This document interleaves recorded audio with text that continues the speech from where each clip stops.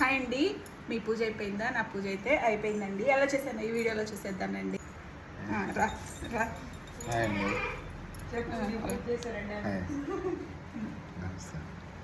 అయిపోయిందా? అయిపోతుంది.